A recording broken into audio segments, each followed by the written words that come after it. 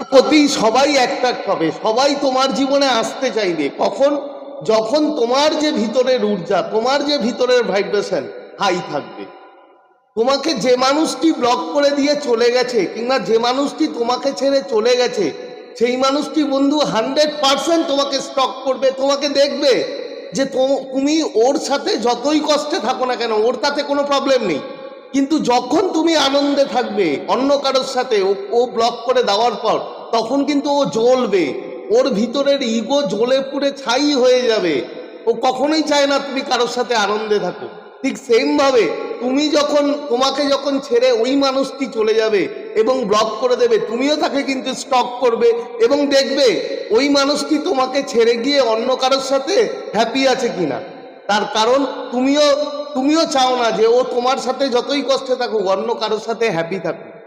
তো নিজের ভাইব্রেশন, আমি কেন বলি বারবার যে ভাইব্রেশন বাড়াও, নিজে হ্যাপি থাকো, আনন্দে থাকো, তার এটাই কারণ যে তোমার ভাইব্রেশন, তোমার ঊর্জা যখন হাই থাকবে, যে কেউ তোমার প্রতি অ্যাট্রাক্ট হবে।